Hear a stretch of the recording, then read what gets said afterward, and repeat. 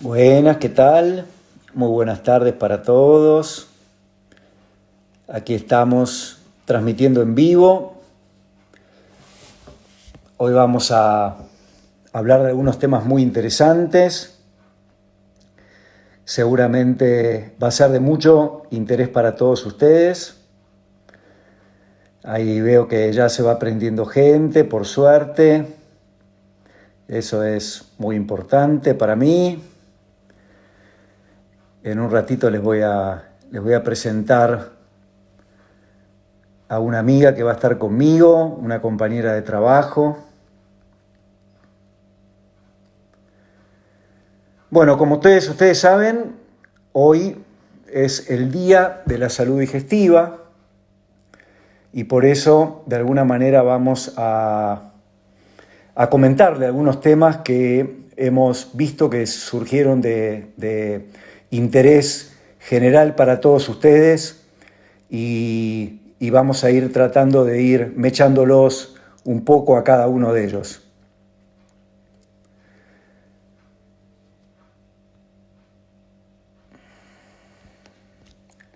Así que vamos a ver si ya la tengo aquí, a mi compañera de tarea. Por suerte tenemos mucha gente sumada. Así que aquí voy a agregar a mi compañera Mercedes Rebay, que se va a ir sumando de a poquito. Ahí está. Hola Ahí está. Mercedes, ¿cómo estás? Al fin lo logré. Bien. Buenas tardes Bueno, a todos. bueno, ahora sí, ya estamos acá. Yo simplemente estaba comentando de que hoy es el Día de la Salud Digestiva. Creo que tenemos que presentarnos. Te voy a presentar yo a vos, Mercedes Rebay, es una médica gastroenteróloga, excelente colega, médica endoscopista, y dentro de nuestro grupo de tarea es la que se dedica especialmente a lo que son los trastornos del esófago. No solamente dedicada a estudiarlos especialmente, sino también a tratarlos. Trata desde patologías funcionales del tubo digestivo, enfermedad por reflujo, pero también complicaciones de la misma, como por ejemplo el tratamiento del esófago de Barrett. Y es una persona con la cual me va a gustar mucho charlar porque tiene muchas cosas lindas para contarnos, interesantes, más que lindas. Yo soy José Tawil, también soy médico gastroenterólogo. Como se darán cuenta, un poco los dos bastante apasionados por lo que hacemos y lo que nos gusta y nos gusta transmitir. Y también me dedico especialmente a lo que son los trastornos funcionales, pero sin descuidar el área de la endoscopía. Y bueno, decíamos, Merce, que hoy es el Día de la Salud Digestiva, un día muy importante para nosotros, Así y es. si bien no es tan importante como el Día del Médico Gastroenterólogo, es un día donde nosotros tenemos un poco la tarea de bajar una línea, y viste que hemos hecho estos días anteriores, así como cuáles eran los temas que a la gente más le importaba, y uno de los temas que me llamó la atención, pero me pareció fantástico que pudiéramos conversar y que la gente preguntara, es ¿qué es esto de los signos o los síntomas de alarma? Me llamó Así la es. atención que nos preguntaran y me pareció genial. Y bueno, me parece que es un buen punto de partida poder hablar de qué son estos signos o síntomas. Digamos, te pregunto, ¿qué dirías que son? A ver, para que nos entendamos todos y nos entiendan todos, nosotros los médicos le decimos síntomas de alarma a aquellas cuestiones por las cuales la gente consulta y a nosotros literalmente se nos prende una alarma, o sea, nos hace pensar que ese paciente está en peligro, ¿sí? ¿Está en peligro de qué? De tener alguna enfermedad, digamos, no necesariamente por ahí maligna, pero alguna enfermedad grave, ¿sí? Los síntomas de alarma muchas veces llevan a que el paciente tenga otras cosas, otros cuadros como puede llegar a ser un descenso de peso o anemia, y a medida que el paciente nos va contando, a nosotros se nos van formando ideas en la cabeza, porque a medida que el paciente nos cuenta sus síntomas, nosotros vamos armando un cuadro del paciente y qué es lo que le puede llegar a estar sucediendo. Y los síntomas de alarma siempre nos llaman la atención porque, insisto, es lo que a nosotros nos dice que el paciente puede estar en un riesgo e inclusive a veces en un riesgo serio, ¿sí? Como el de ser una enfermedad maligna. Por ejemplo, Merce, a ver, si vos mencionaste la anemia, la pérdida de peso, la pérdida de apetito, Ujú. que son signos obviamente preocupantes, más cuando están sostenidos en el tiempo. Si vamos haciendo, por ejemplo, un pequeño viajecito así a lo largo del tubo digestivo, como para mencionar lo que a nosotros más nos interesan y más nos importa que la gente esté atento, ¿no? Vamos a, si te parece bien, al esófago, por Por ejemplo. supuesto, sí. Si yo A ver, tuviera, del esófago lo que nos puede llegar a llamar la atención y a encender digamos, esta preocupación es, por ejemplo, la disfagia. La disfagia es la sensación de que al paciente no le pasa la comida o no le pasan los líquidos, o muchas veces lo que sucede es que empieza de a poquito. Primero me molesta que pasen las comidas sólidas, ¿sí? Un pedazo de carne, un poco de arroz, y después uno se va acostumbrando a ese síntoma y después va sucediendo con las cosas más blandas, ¿sí? Hasta que algunos pacientes lamentablemente llegan al estadio de muchas veces no poder dejar pasar los líquidos siquiera. Siempre empieza de a poco, ¿sí? Pero el paciente lo que relata suele ser esto, de que no le pasa la comida, por así decirlo, o que le cuesta pasarla, o que al comer siente algún dolor, algún malestar, desde la garganta hasta atrás del esternón, inclusive. ¿Mm? ¿y cuáles serían, Merce, las patologías más frecuentes? Por ejemplo, la gente preguntaba qué es la esofagitis. ¿Cuáles serían las cosas que a vos te despertarían? ¿Cuáles son los diagnósticos que vos pensás para quedarte tranquilo y saber que el paciente no lo tenga? A ver, muchas veces, por supuesto, cada persona es un mundo, ¿sí? Somos todos individuos y lo que le molesta mucho a uno le va a molestar poco a otro, pero hay varias enfermedades que pueden provocar este síntoma de alarma, ¿sí? Puede ser desde un simple reflujo, o sea, el paciente que alguna vez empezó con acidez, con ardor en la boca del estómago o atrás del esternón, ¿sí? Hasta, bueno, una enfermedad más grave. Pero la verdad de la vida es que estos síntomas suelen empezar, ¿sí? Por un simple reflujo, lo que nosotros habitualmente también le llamamos pirosis, y es debido a esto, a que el ácido del estómago sube al esófago, el cual no está preparado ni quiere recibir en realidad el ácido del estómago, entonces se inflama. Esa inflamación se llama esofagitis aguda y puede provocar a la larga una inflamación crónica del esófago si no es tratada a tiempo, por supuesto. Bárbaro. Y está muy bueno que creo yo que la gente se haya preocupado por los síntomas de alarma, porque estamos en una época de cuarentena, en una época de aislamiento, en una época donde es difícil a veces salir de casa para consultar al médico, es difícil tener al médico, aunque quisiéramos ir a visitar. Y si bien hoy en día la teleconsulta está por suerte siempre a pie de cañón ahora, mucho más activada, es Exacto. importante que hablemos de estos temas. Por ejemplo, una situación en la cual me duele la boca del estómago, me quita el apetito, y viste que hoy en día mucha gente se automedica, cosa que en realidad no es recomendable, pero uno siempre tiene un vecino que le dice, mirá, para esa ocasión, tomate, hay unos Sí, bloqueadores de ácido que son fantásticos, la gente le dice exacto. protectores gástricos, y a nosotros mucho no nos Así es. gusta, pero bloquea también la función del ácido clorhídrico que nos saca gran parte de los síntomas. Pero mi signo de alarma sería que ese paciente no responda a la medicación correcta. ¿Tá? Entonces ahí Exactamente. normalmente es cuando el paciente viene ya preocupado porque la medicación no respondió. Lo que hacemos habitualmente ahí, por ejemplo, te cuento es, normalmente le preguntamos qué es lo que está tomando, porque a veces no está tomando la medicación correcta, la dosis, cómo lo está tomando, porque estos medicamentos hay que tomarlos como deben tomarse, y si no, probablemente no hagan el efecto que uno está buscando. Y si está haciendo todo bien, a veces, lamentablemente, tenemos que recurrir a una endoscopía para descartar otra vez un síndrome ulceroso, una gastritis o algún otro tipo de lesión del estómago que lo ponga en cierta posibilidad de gravedad, ¿no? Exacto. Aquí siempre yo recalco, creo que Marce vos haces lo mismo, el tema de ojo con los antiinflamatorios, porque casi siempre, si bien el alcohol, los picantes, algunos fritos pueden traer estos síntomas, normalmente el uso y más el abuso de antiinflamatorios, tomar una aspirina todos los días porque me energiza y todo ese Sí. tipo de cosas no son recomendables necesariamente, ¿no? Exactamente. Sí, la verdad es que, a ver, si bien si tiene un cuadro de acidez ocasional, sí, y se toma un antiácido, bueno, está bien. El problema es cuando estos síntomas empiezan a ser recurrentes.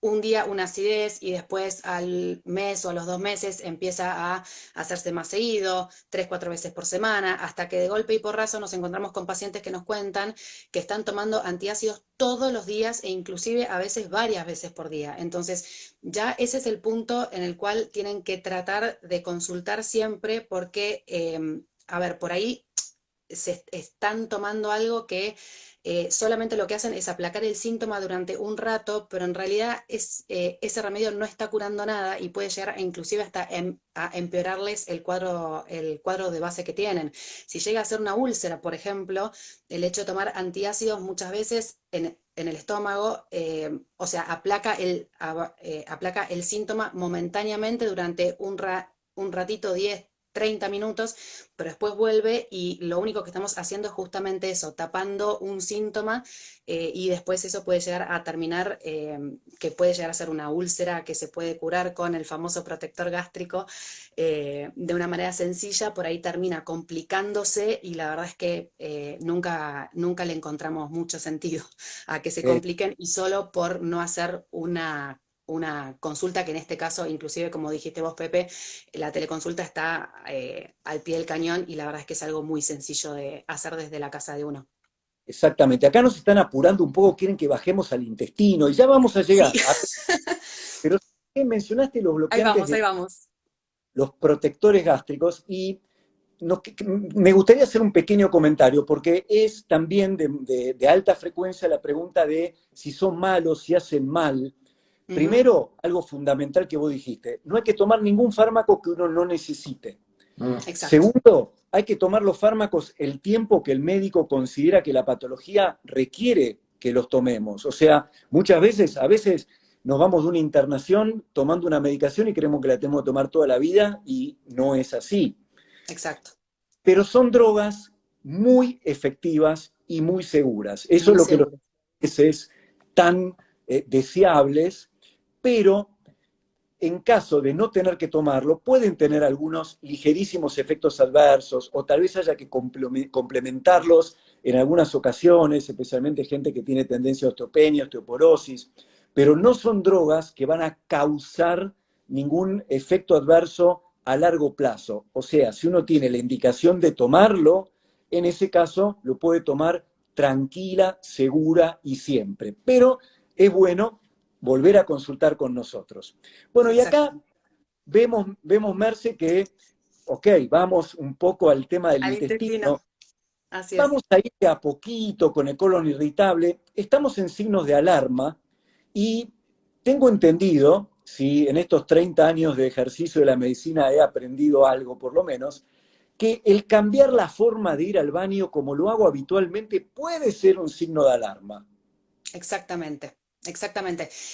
Nosotros se le llama alteración del ritmo evacuatorio, ¿sí? Y es esto cuando sucede que de golpe, medio que un día para el otro, notamos que empezamos a ir al baño más blando de lo que habitualmente íbamos y después a la semana siguiente nos constipamos, o sea que empezamos a hacer deposiciones mucho más duras.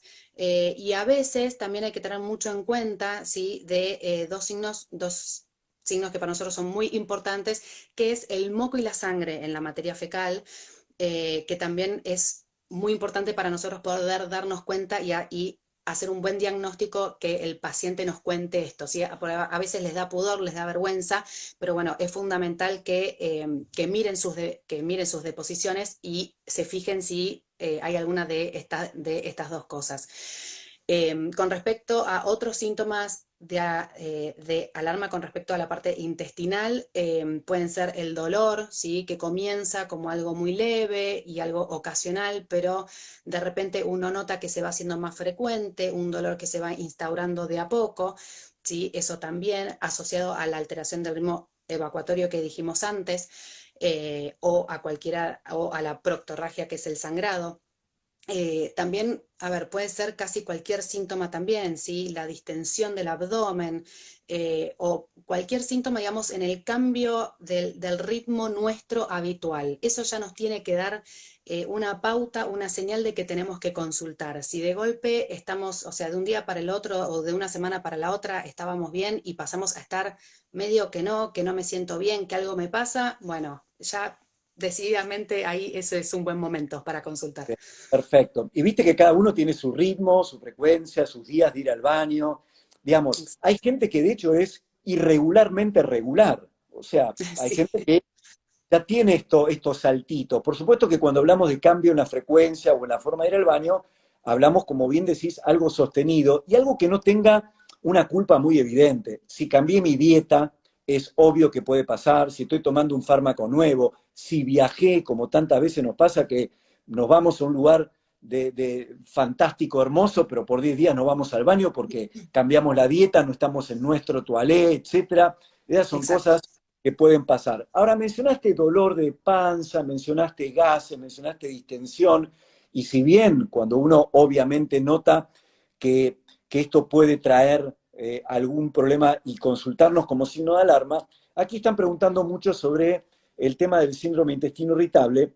¿Y qué es el síndrome intestino irritable? Y es muy importante para nosotros porque recibimos siempre consultas donde un paciente tuvo por primera vez un dolor abdominal, fue a la guardia, asustado que podía ser una apendicitis porque el dolor era al lado derecho, y se lo descartaron, le dijeron que no tiene fiebre, que no tenía elevación de glóbulos blancos, que la ecografía estaba perfecta, pero entonces que uno tiene un colon irritable. Y la verdad que el colon irritable es un trastorno de los que llamamos estos de trastornos de una alteración en lo que es el eje entre el sistema nervioso central, el sistema nervioso digestivo, y mucha importancia hoy en día a las bacterias que conviven con nosotros desde el día que nacemos, pero necesita cierta cronicidad, o sea, necesita que nosotros nos quejemos de estos síntomas con cierta periodicidad. Normalmente decimos que tendría que ser por lo menos de 6 meses de evolución,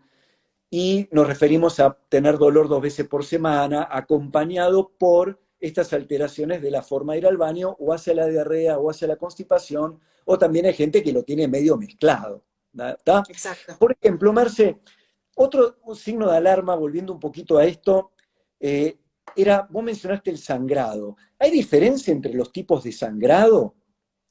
De Sí, a ver, hay diferencia. Por ahí acá se sienten identificados algunos que escuche que alguna vez le pasó. ¿Sí? Nosotros siempre también vamos a preguntar en el consultorio el color de la sangre, por ejemplo. ¿Sí?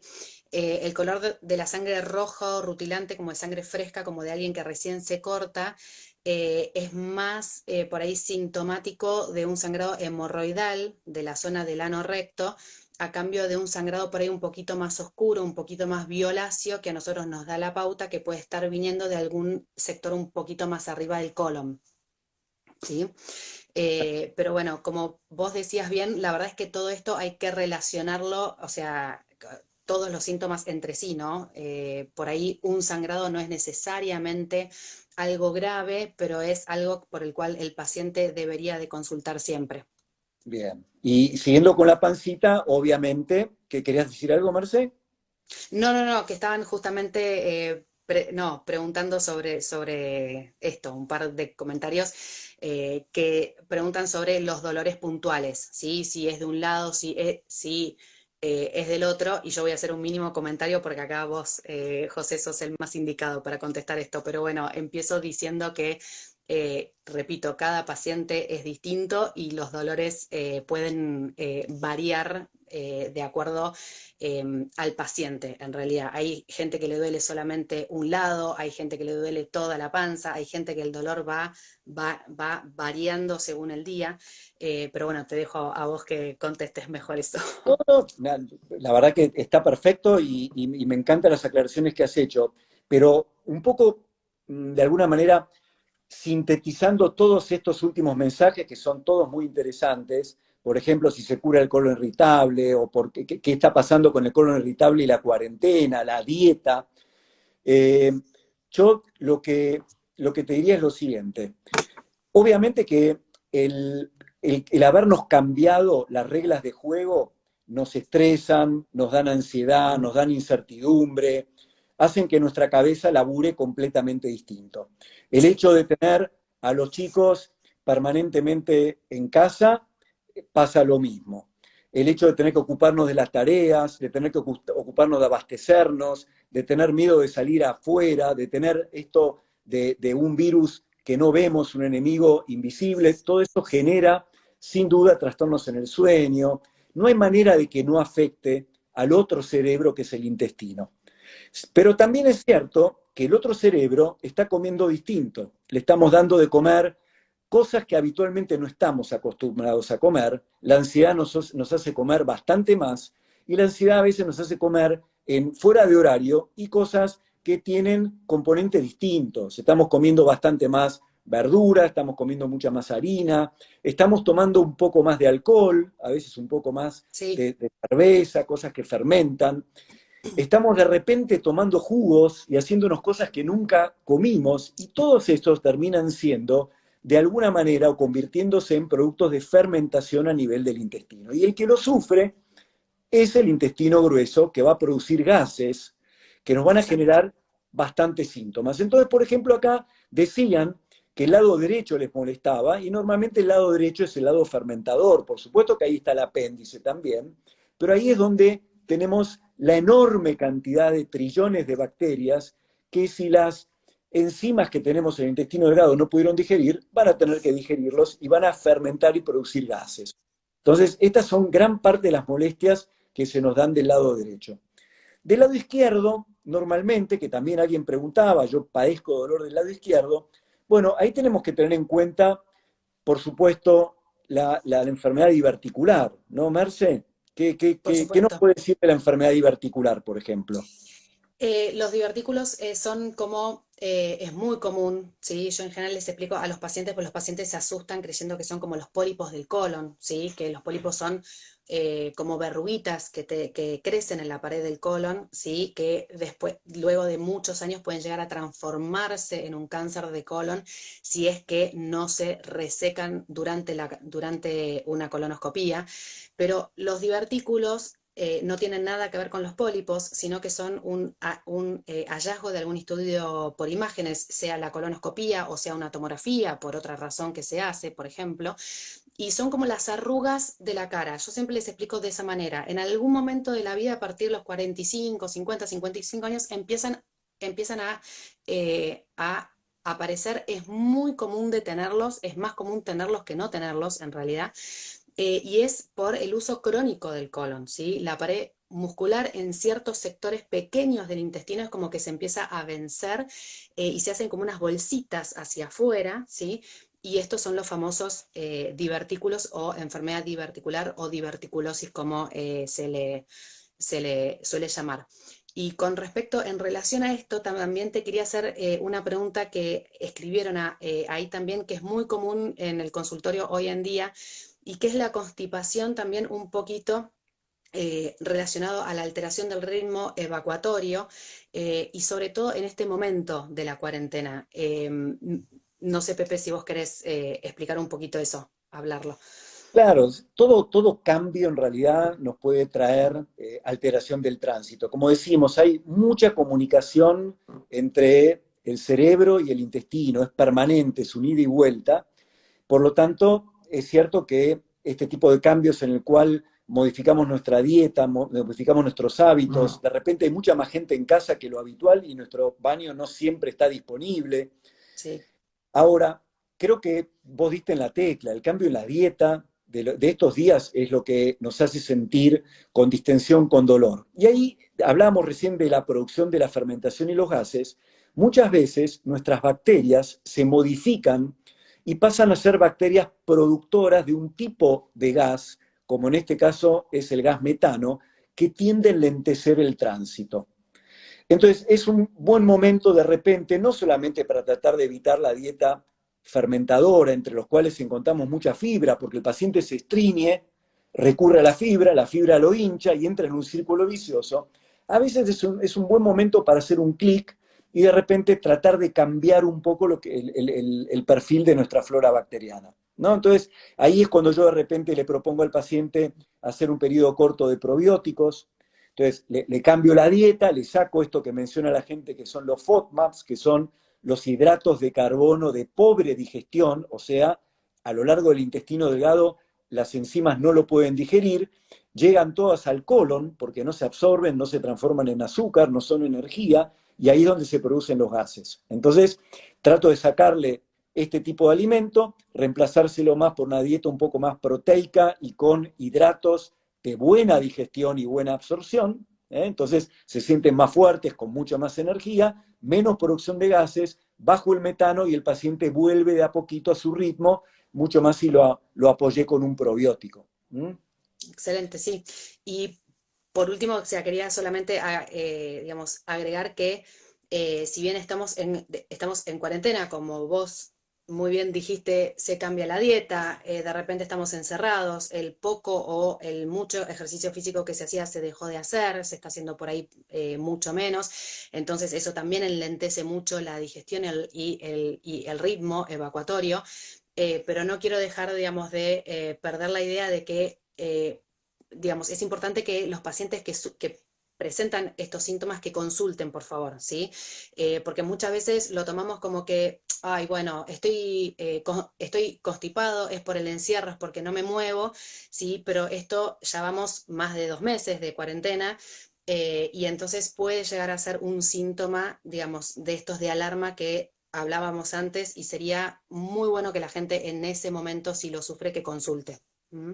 Mirá si será un signo de alarma, que acá, por ejemplo, nos pregunta Claudia si podemos tener fiebre cuando no se mueve el intestino. Entonces, por ejemplo, bien a lo que vos ibas recién, si un paciente no está moviendo el intestino y encima agrega fiebre, obviamente que algo no está funcionando bien y Exacto. probablemente la causa por el cual se le entubo el intestino tenga que ser de repente algún proceso infeccioso o alguna situación donde el intestino se obstruyó. Entonces, con más razón tenemos que, o una infección intestinal, con más razón tenemos que consultar al médico enseguida, ¿verdad? Eh, Exactamente. Sí. Estoy operada de divertículos, dicen acá. Merce, por ejemplo, y perforación intestinal y tengo inflamación del lado izquierdo y he cambiado el ritmo evacuatorio.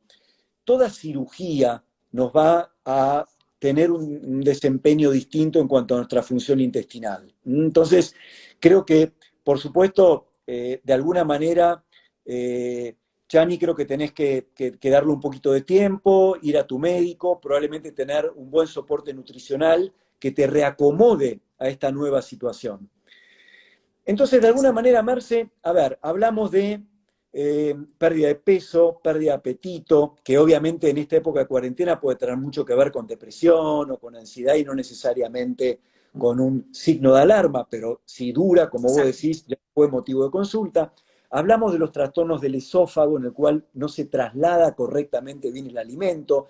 Hablamos de síntomas de la boca del estómago, en lo cual no responde con los cuidados de la dieta, con la medicación habitual. Hablamos de un montón de síntomas intestinales, de la patología en la cual tenemos que tener cuidado, los signos de alarma.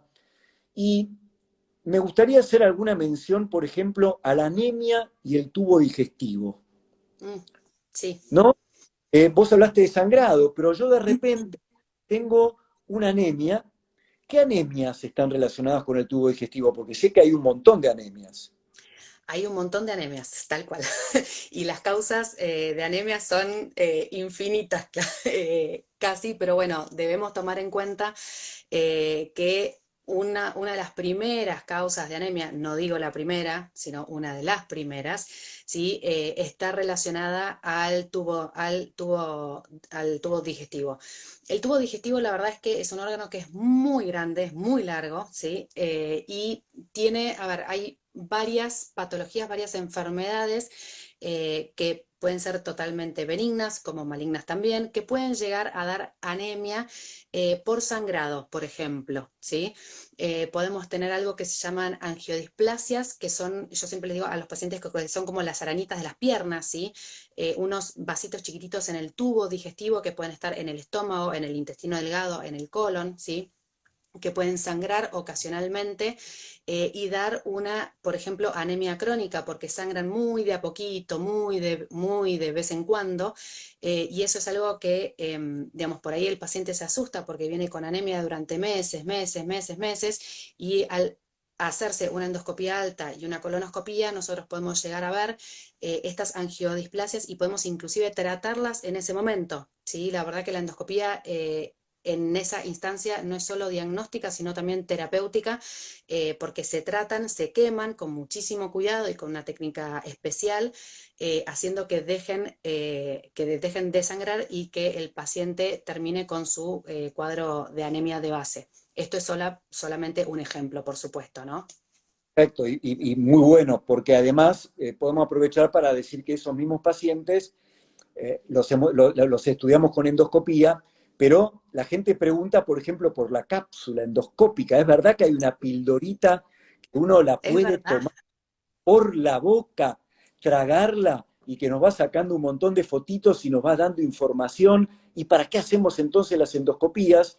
Y entonces es bueno aclarar que esta cápsula obviamente que existe, que la contamos con ella hace muchísimos años y la usamos semanalmente, y es especialmente para poder ver el intestino delgado, que son esos 4 metros que están entre el estómago y el intestino grueso y que no son fáciles de acceder por endoscopía, salvo que tengamos que acceder. O sea que la cápsula, Exactamente. en esas 72.000 fotos que va sacando en 8 horas más o menos, nos permita ver alguna lesión, entonces sí entramos con herramientas endoscópicas ideales para poder actuar y tratarlas.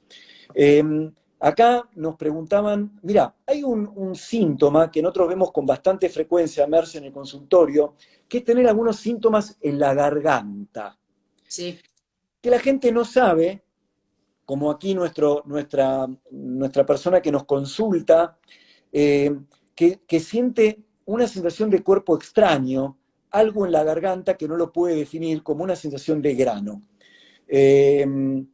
Ana María pregunta esto. Y bueno, la verdad que es así, hay un montón de síntomas, digamos, en la parte de la faringe que no tenemos bien claro cuando uno como paciente lo percibe y a quién tiene que consultar. En principio, nosotros siempre recomendamos que hay que tener una buena mirada de esa zona, ¿no? Una mirada que sea una mirada de un otorrinolaringólogo, que es aquel médico que tiene la mejor mirada de la garganta. así Muchas es. veces el otorrinolaringólogo encuentra algunos signos indirectos, como por ejemplo inflamación de la laringe, y lo puede asociar con el reflujo, y ahí es donde muchas veces entramos nosotros. Los síntomas laringios, como la tos, la carraspera, esa sensación de cuerpo extraño que siente Ana María, que nadie le encuentra nada, no sabe qué es, pero la tiene como si tuviera un pelo en la garganta, que por momentos parece que lo trae y se le va, pero sigue estando. Entonces, esas pueden ser a veces simplemente sensaciones. Exacto. Es una zona de muchos receptores que a veces pueden despertarse algunos y dar señales equivocadas de que hay algo, pero no hay nada. Entonces, entre el otorrino y el gastroenterólogo nos ocupamos de ir discriminando, ¿sí? Y quedarnos tranquilos de que no haya nada orgánico y después tratar la sensorialidad. Ujú. Sí, inclusive muchas veces acá, como bien vos dijiste, preguntaron como si fuese como un grano de arroz, pero inclusive hay muchas personas que consultan por la sensación de tener como una pelota y en general la describen, en general es más común en las mujeres que en los hombres, pero puede ocurrir en cualquiera de los dos, pero lo describen como una sensación como una pelota de ping-pong en la garganta y que no les permite tragar, o sea, inclusive hasta eso, porque muchas veces puede ser o sensación como de un moco que se atasca, o de un granito de arroz, o de un pelo, pero hasta de tener la sensación de una pelota, que es muy, muy incómodo, es muy frustrante para el paciente, sobre todo cuando le dan tratamientos y que encima no resultan, que no le sacan esa sensación y que sigue sin poder tragar bien. Exactamente, sí, otros lo describen como una sensación de moco, que parece que baja, pero sigue ahí. Bueno, entonces ahí nosotros tenemos que contamos con algunas herramientas diagnósticas, por lo menos para descartar que no sea reflujo. Vos justamente, Mercedes, te ocupás específicamente de esa parte, haciendo estudios que se llama pHimetría. Entonces, durante 24 horas les evaluás la posibilidad de que el paciente tenga reflujo y por lo menos el paciente sabe lo que no tiene, lo cual muchas Exacto. veces es muy importante. Ya el otorrino le dijo que no tiene nada, vos le Sí. decís que no tiene reflujo, entonces por lo menos así no tiene que estar tomando fármacos que no necesita. Acá, por ejemplo, una de nuestras consultas dice, estoy tomando una medicación hace más de 3 años y noto que ya no me hace nada. Bueno, Ujú. es un muy buen momento para analizar si su síntoma actualmente no está relacionado con otra cosa, ¿verdad? O por ahí hay que cambiar el tratamiento. A ver, no todo el mundo responde siempre al mismo remedio. Nosotros, por supuesto, empezamos a tratar a los pacientes en base a protocolos, ¿no? Y a lo que nosotros conocemos y estudiamos y sabemos que mejor resulta, pero la verdad de la vida es que no todos responden de la misma manera y no todos los pacientes responden bien al mismo fármaco. Entonces, si en algún momento uno viene tomando un fármaco con buena respuesta y de repente empiezan a tener ese síntoma otra vez, bueno, como vos decís, es momento de consultar para rever ese tratamiento. Ahí creo que Georgina preguntaba y decía que bueno, que justamente le está pasando esto, que tiene reflujo y bueno, es importante, insisto, consultar cuando ya uno ve que el tratamiento no está respondiendo al tratamiento que tiene. ¿Mm? Exactamente, tal cual, Marcé. Mira, acá me hace una pregunta que me parece que la podemos adelantar ahora. Me pregunta Claudia, ¿a qué edad comenzamos con la colonoscopia? Entonces, otro de los temas, digamos, creo que síntomas de alarma los hemos recorrido la mayoría.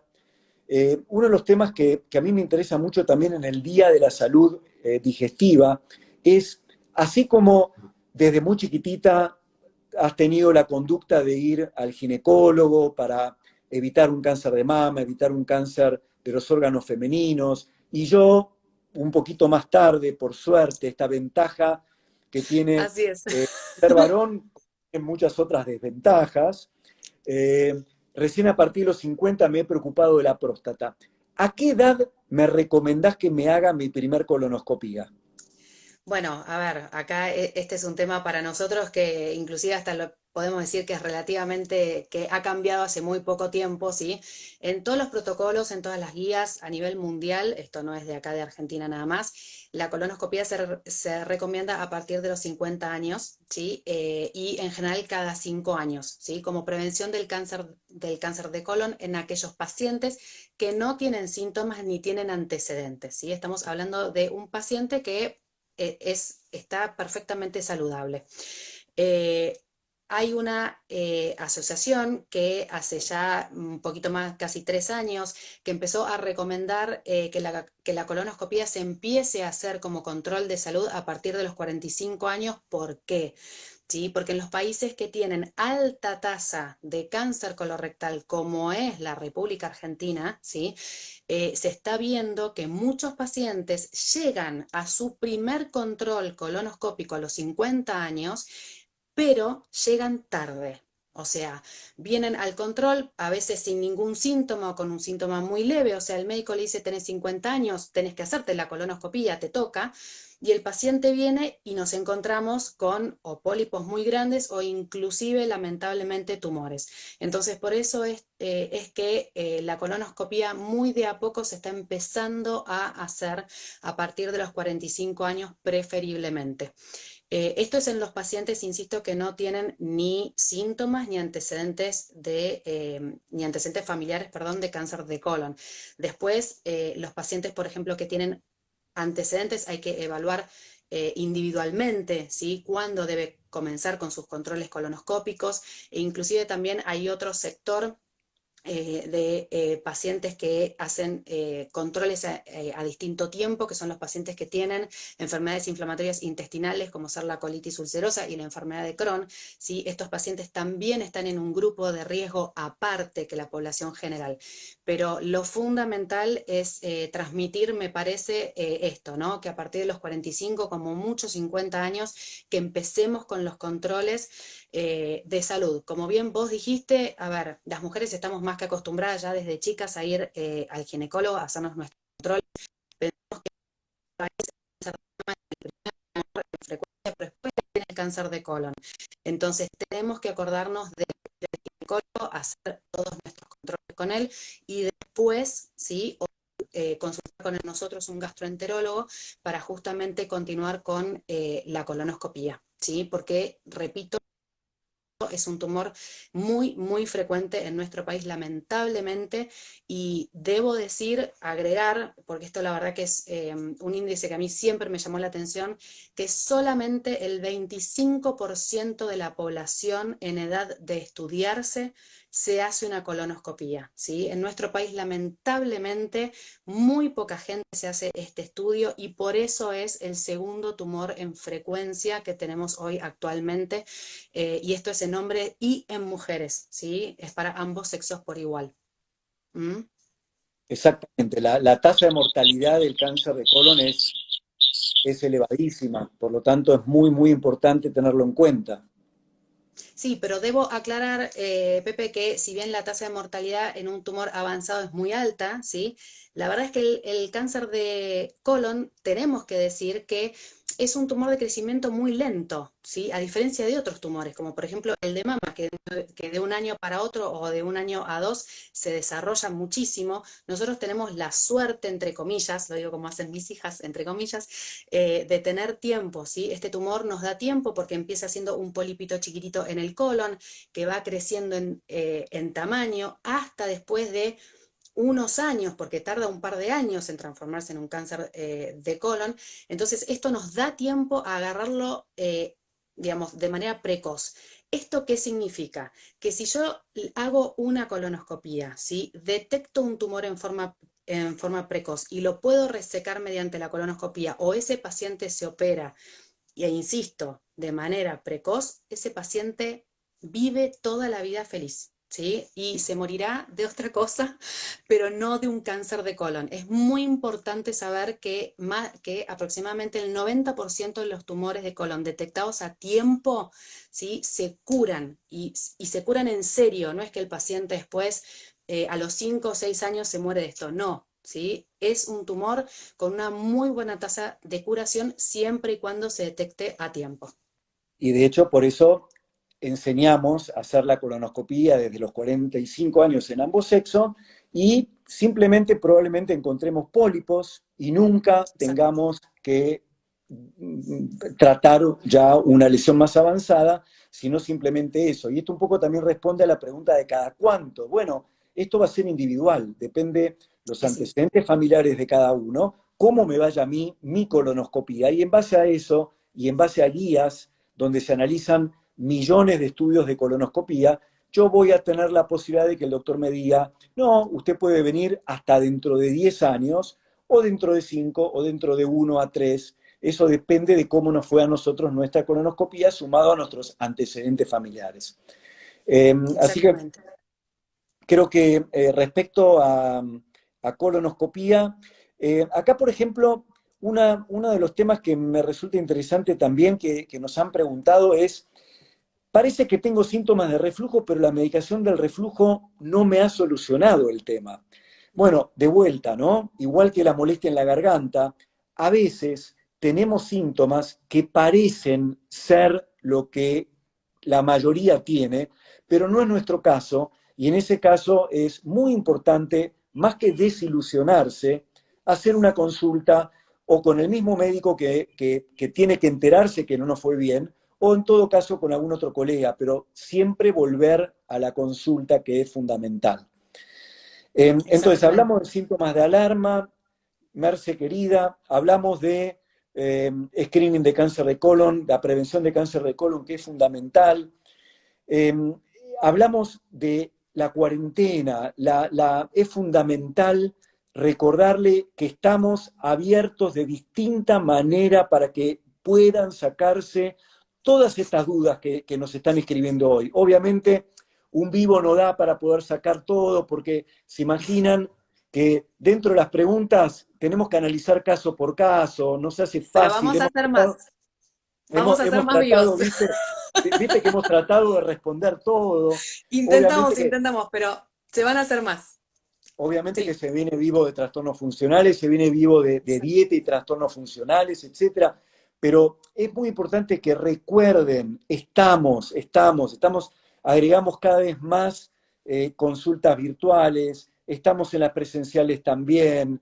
Eh, tienen que aprovechar que estamos abiertos, trabajando todos los días en sus síntomas, en su contención, en sus estudios de prevención. No dejen de hacerse los estudios de prevención, no se abandonen en la patología del tubo digestivo, que es muy frecuente y es bastante jodida, y todos sabemos de casos, hasta de gente joven, que la ha tenido que vivir, ¿no?